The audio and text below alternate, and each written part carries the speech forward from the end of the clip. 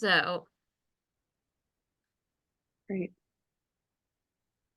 okay, you Okay. can start, Amy. All right. Thanks, Jen. My name is Aimee Lamendola. I live in Pittsburgh. I'm certified by the Benson Henry Institute for Mind Body Medicine at Mass General Hospital in their positivity and resilience and relaxation training. So I'm an instructor teaching a lot of these pillars of wellness that you folks are looking at over the 7 weeks. I'm also a heart math certified coach and mentor. I'm also a yoga instructor with 3,000 hours worth of teaching. So I spend a lot of time in the mind body medicine space or the lifestyle medicine space. Sometimes it's referred to. Um, I've worked in the cancer space for a number of years. I was bedside at Children's Hospital working with families and staff there for a while. And then I've now do work virtually since COVID. Um, but it was really based on my own experiences with anxiety, overwhelm, and even this topic that we're going to talk about tonight, which is, feeling isolated or maybe not having just that same social connection that you would like or are accustomed to. That's really what drove me into this field. And I love teaching the evidence based mind body medicine practices and where those really meet the wellness discipline. So at any point, and Jen, is it okay if anybody wanted to ask anything during the presentation? They would chat or just take themselves off mute? How do you Yeah, I mean, if you're work that? if they are okay with being in the recording, then that's fine. If they want to, Oh, and then we can also obviously chat in the chat. mhm. Okay. Hold on one second. You all disappeared on me. Hang tight. There we go. So when we look at the pillars of wellness, it's really important that we not leave out connection, right? I feel like there are pillars of wellness that get looked at more, have a heavier spotlight on than connection. But it is a pillar of wellness that is, even though it's overlooked or sometimes just even misunderstood, I would like to call it the connection prescription, right? We really want to understand the power of social connection so that we can empower our own health and well being. So, tonight we'll look at some research and we'll also talk about ways to maybe start or build momentum for connection in our lives. These are some really practical strategies. This is an area that all or most of us would benefit from some self reflection as to where we are, some goal setting to strengthen our connections. And it's helpful to mention what the opposite is of strong connections that we're looking for. It's hard to have this discussion without talking about this too, and that's feeling isolated, which has been described by many researchers as an epidemic, actually globally. And there are a lot of reasons that many of us are feeling isolated, but I know that a cancer diagnosis contributes to what Jen had already pointed out, that there are extra challenges that exist. What's interesting about stress is that acute stress often draws us together, acute stress. But ongoing chronic stress, what's interesting is that we tend to isolate even when it's not good for us. Chronic stress in our culture right now, we believe it's being driven by our fast paced culture, the technologically bound that many of us feel. Often there are empty social calories through social media. Not all social media is bad. The research is clear on that, but there can be empty calories there. There are these waves of division, of separation, of violence around the world. And then we add a cancer diagnosis on that. There's an added layer. But what we know that we all share, no matter where we are, is that we share a feeling of wanting to be close to another person or a group. We all share and have a need for feeling welcomed and understood, even sometimes feeling a part of something larger than ourselves, right? There's a formula that I like to work with when we're looking at transformation in one of these pillars. It actually works for any one of them. And that formula is information. So I'm going to share some information tonight on the research. Self awareness. You know, we can't change and transform if we're not aware of where we are right now. And then practice.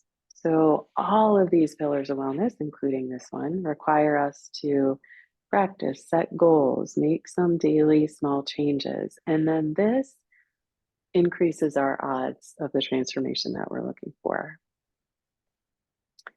So, as a species, we are literally wired in our brains for connection, and our well being depends on it. And that finding is among a few, but in a book called Social by neuroscientist Dr. Matt Lieberman.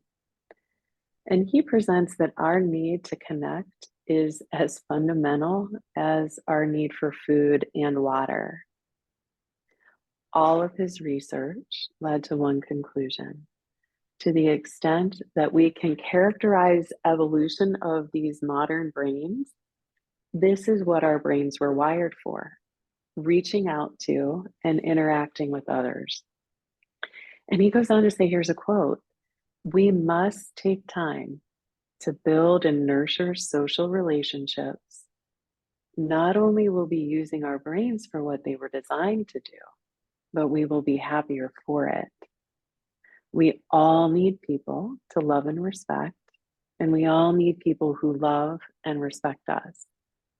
But we don't always recognize these needs.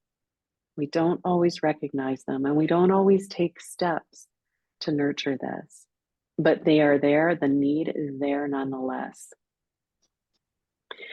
There was earlier research that was done, and I think it's worthy to highlight because it started in the 1930s.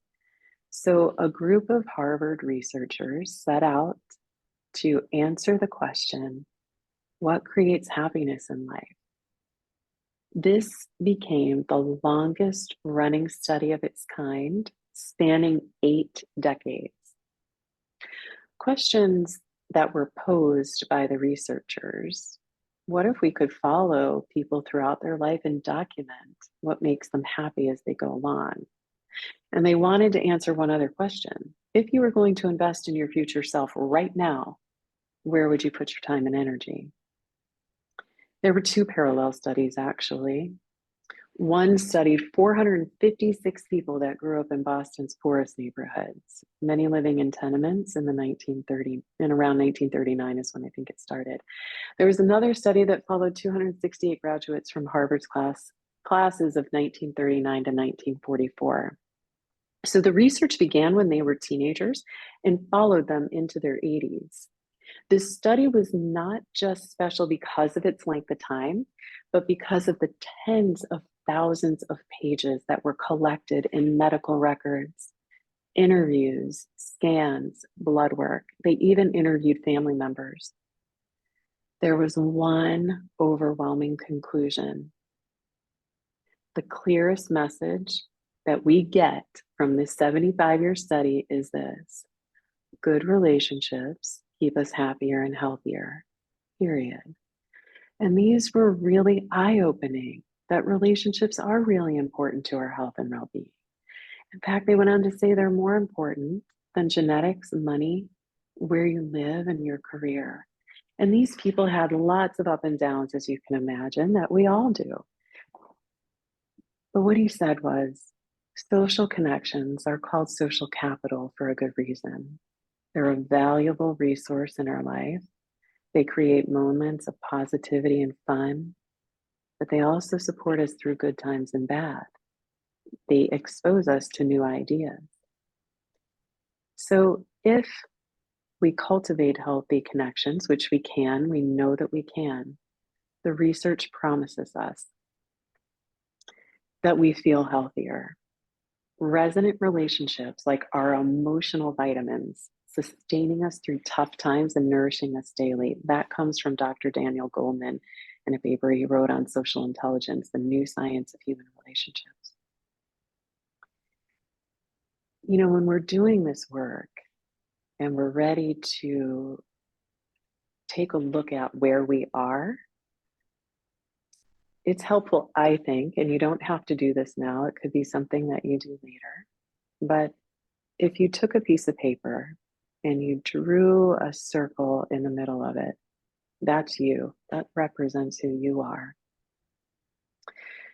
And around your circle, you started to think about and write down, who is your social connections? And these go beyond just your typical friends.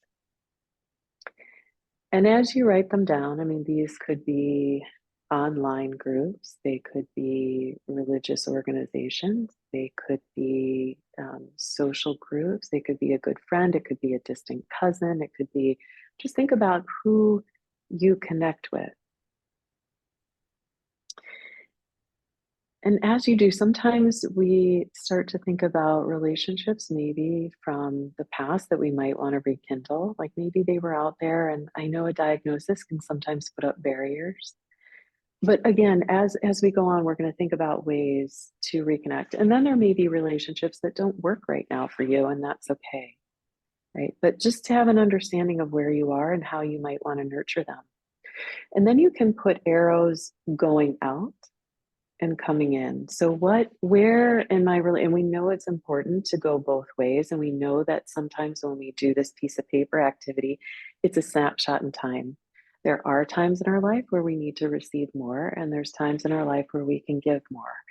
And there are relationships that are not equal. We're not looking for a 50-50 here.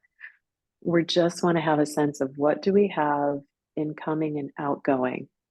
So, and sometimes this takes more than, just a few minutes to do, but I encourage you to take a look at it, maybe tonight when we're done. So what stands out for you as ties that you have, right? Do they give you opportunities to both give and receive? Again, looking at the bigger picture, not within each one of them. So I wanted to talk about with more information here, because it's really important we all understand that we're not alone in this. The US Surgeon General, Dr. Vivek Murthy, he just put out an advisory on healing, the healing effects of social connection and community. So in his advisory just released in 2023, Dr. Murthy warns about the public health crisis that loneliness, isolation, and disconnection pose to health. And they're widespread, with approximately half of US adults experiencing loneliness right now. Disconnection fundamentally affects our mental, physical, and societal health. So you can look at it both ways, right? You can look at it through the lens of what connection does for us on the positive side and what loneliness does on the other. I don't say that to put like a dark, depressive cloud out there, but rather to recognize that we're sort of lonely together right now. So 8 billion of us on the planet, and if you look at the global data, it's pretty similar to the US, that we're feeling isolated and lonely, right? So knowing that you're not alone is important. Strengthening, part of this advisory is to strengthen the social connections in order to improve health and well-being, right? He actually calls it a national priority. But with that said, I want to recognize too that it can be really hard to break that isolation cycle, especially when you have a cancer diagnosis. So I hope that some of these, when we go over some of the strategies, that there's some that feel accessible or maybe inspiring or excite you in some way to play with. It can be really difficult to know where to start. So the followings are just methods to start what we call the upward cycle, right? These daily little moments of connection that people feel with others, this is a quote, I think from Dr. Vivek, emerges as tiny little engines that drive an upward spiral between positivity and health. Sorry, that was not Dr. Vivek, that was Dr. Fredrickson. I love this idea of just like tiny little engines. It doesn't have to be something big and overwhelming. We can take small steps. So I'm going to read some of the possibilities, right? And maybe jot down 5 of them. So much like you set exercise or movement goals, it's important too that we set some goals for ourselves to connect. So you don't have to write the goal, just notice as I go through these. If something sounds like, yeah, I could do that, go ahead and jot it down. So these again are based in science to foster that feeling of connection. So expressing gratitude, communicating, and I know you're probably doing this already, but maybe make a little extra effort with it if that feels okay for you. So expressing your gratitude or appreciation for individuals or groups that are important to you. It can be a powerful way to reinforce your bond. And research shows that practicing gratitude in our daily lives actually reduces feelings of being lonely and increases stronger social bonds. And ways you can do that is to share a fond memory with someone. Notice how that feels. Compliment someone or acknowledge the good that someone has done for you. And if you think about someone in your life that has had, where you have felt that deep connection with them, consider sharing any reflections you have about that person. It's really nice to know. There's someone at the Benson Henry Institute, and she committed to writing a handwritten note expressing gratitude for 365 days. She committed to 1 year of it. She was an amazing experience. The second big category here is giving support. So, research shows that helping people around us can improve our own well being. So, lending support to others is associated with greater health and life satisfaction. So, any little act of service, how can you support someone? Can you pay it forward? Reflect on a time when someone has done something for you. Can you do the same for someone else? Sometimes this is just listening. If you've ever, experienced that deep, really mindful listening that someone has provided you, can you do that for someone? Get involved to support a community or volunteering for a cause. Again, there are lots of online ways. So if being connected physically doesn't work for you right now, there are ways to connect virtually. This one can be hard, but even receiving support, but seeking it and then receiving support can have powerful impacts on our health. In fact, it says that if we reach out and receive that, it helps protect us against depression. So asking for help and then accepting it. And from the Harvard study, what they said, through that Harvard study I mentioned, it said it's the ability to just count on one other person that makes the difference. The other big category here is deepening the existing relationships that we have. So, relationship quality is a key component to social connection, and it's linked to greater health and well being, the research says. So, how can we deepen those relationships? Here's some ideas. Can we connect through humor? Here again is active listening. Can I just be an active listener for someone? And then maybe reaching out to someone who you have not done so in a while, and maybe ask some questions that you maybe haven't asked before to deepen and get to know that person on another level. And the last big category is can we connect more frequently? So regular social engagements are a sign of greater social connection and are associated with better health outcomes. Um, there's some evidence that it may protect even against dementia. It may help us decrease or lower blood pressure. So nurture what you're interested in here. But if you're interested in if a cooking class is a possibility or a book group, whether that's in person or online, walking groups, can you rekindle old friendships with some new touch points to connect more frequently? Not just with one person more frequently, but just to have more connections more frequently. So that third part of the formula, right? Information, awareness, and then practice. Can you set some goals for yourself? Could you consider a 5 for 5? So, 5 of those things that we just went over. Could you do one every day for 5 days and just notice how you feel? Are there some that feel accessible to you right now? I will say that it does require some forethought, some self reflection, and then that action plan. I actually have to schedule this in for myself. I do tend to isolate and withdraw due to stress, and I will write down in my calendar, um, call a friend, send a note, uh, invite someone for a walk. I just did this the other day, called a cousin I hadn't talked to in a couple years.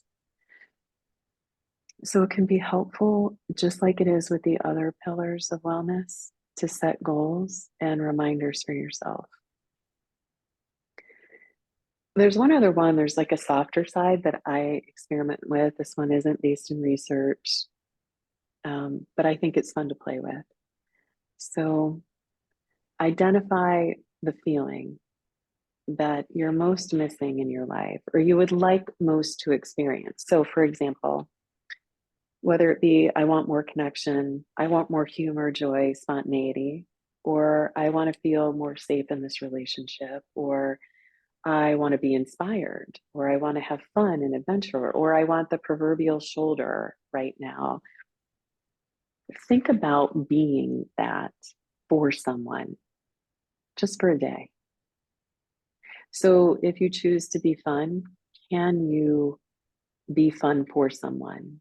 If you choose to be, if it's spontaneity that you're looking for, can you choose to be spontaneous for someone else? Can you cause someone else to feel the way that you would like to feel? Just another way to play with it, just an idea. I've played with it and have found it to be rewarding. Yeah. The so that the setting some goals, thinking about showing up in a way that you would like to experience somebody else, doing it for someone else. And then this third way to increase our feelings of social connection is through a practice called the loving kindness meditation. There are lots of different ways to practice it, but the research is really solid. There are many lenses, by the way, to how we can look at the benefits of loving kindness. It is very well researched. I love it for a lot of reasons.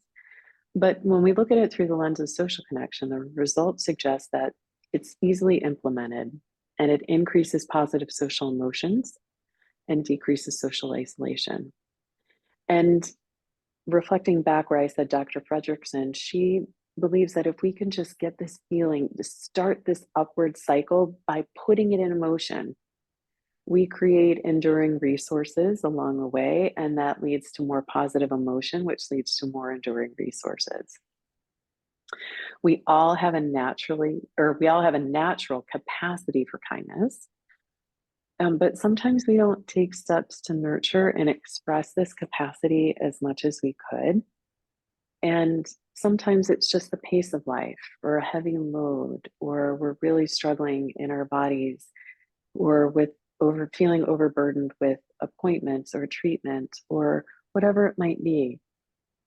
this loving kindness meditation can help us recover some perspective, a little bit of sanity. It helps stop the racing mind. It can help us create some internal stability. So, the way it's done is you start by establishing a strong sense of loving kindness for yourself, and then we can expand to include others. You can do it just for a few minutes a day.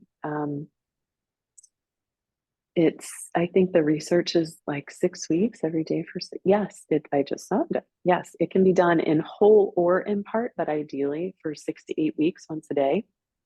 It can be done lying down, it can be done sitting in a chair.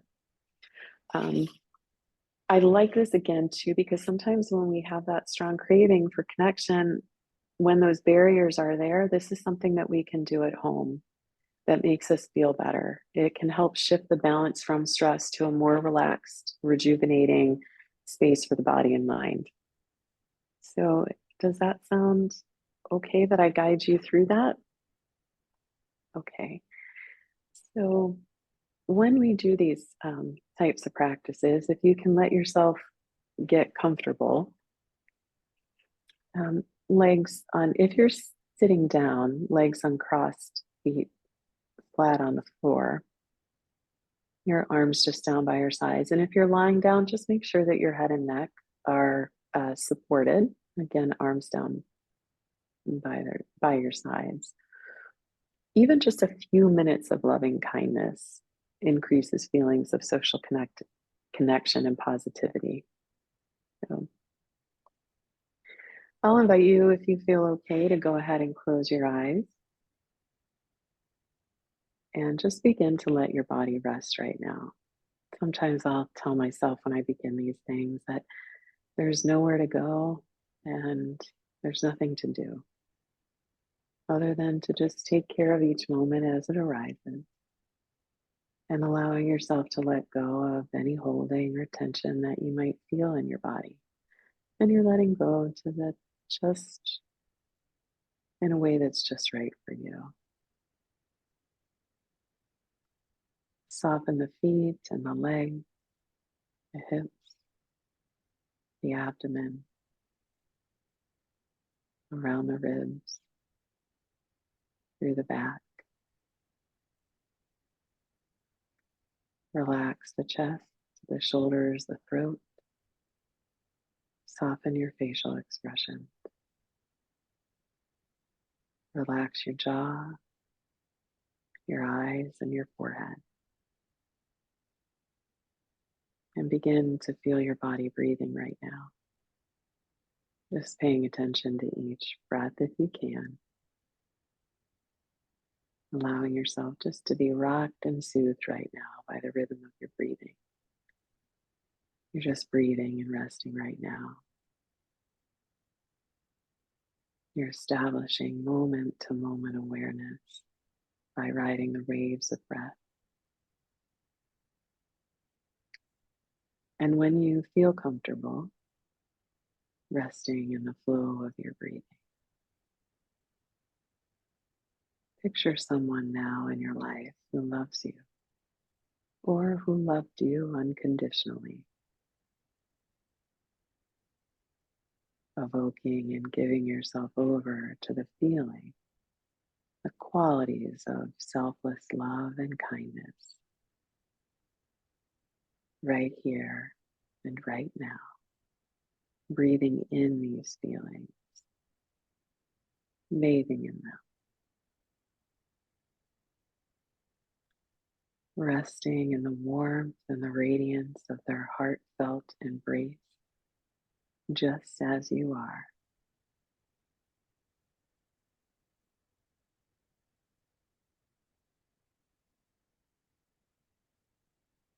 You're drinking in the experience that you are unequivocally and unconditionally loved and accepted as you are. You are loved without having to be worthy or deserving. And it's important to note that we may not feel worthy or deserving, but that doesn't matter. It's in fact irrelevant. The relevant fact is that you are loved just as you are. Allowing your own heart to bask in these feelings, to be cradled, cradling in your own heart now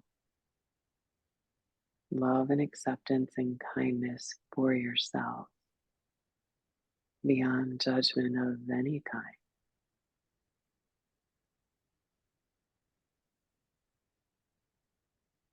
Allow it to radiate through your whole body and mind,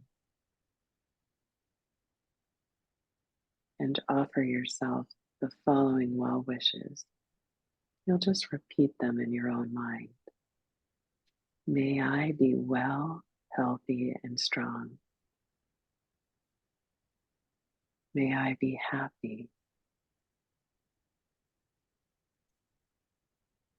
May I abide in peace.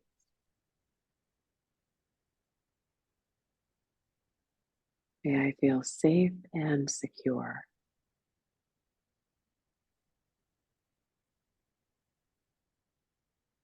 May I feel loved and cared for. And now call to mind someone whom you know well, and you can easily extend the same well wishes.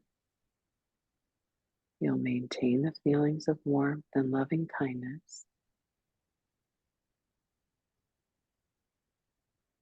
You'll hold them within your mind's eye and heart, and you'll repeat these well wishes to them. May you be well, healthy, and strong. May you be happy. May you abide in peace. May you feel safe and secure. May you feel loved and cared for. And together we can send those same well wishes out to all beings. It's like if you could let your imagination go as far out as it will allow. And again saying, may you all be well, healthy, and strong. May you all be happy. May you all abide in peace. May you all feel safe and secure. May you all feel loved and cared for. We always conclude this practice with ourselves. It begins and it ends with that same warmth and kindness to ourselves, for we cannot give what we do not have. And so one more time. May I be well, healthy, and strong.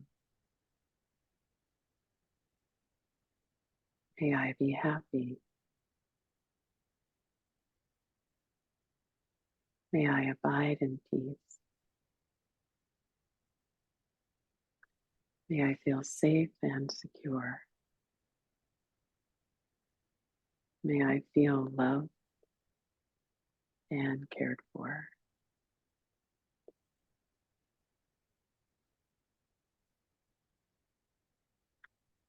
Just remember this feeling of loving kindness and know that you can return to it at any time. And when you're ready to conclude, you can take a little deeper breath.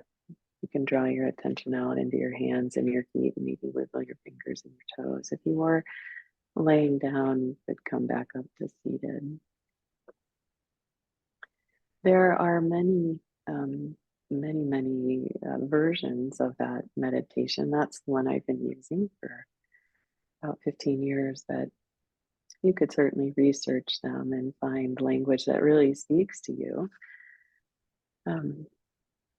But just to conclude here, thinking about those 5 action points that you might be able to take expressing gratitude, giving support, receiving it, deepening, connecting more frequently, deciding to be for another what you would like to experience, or committing to the loving kindness meditation for 6 weeks and see what happens. Oops, I just lost you guys. Hang tight.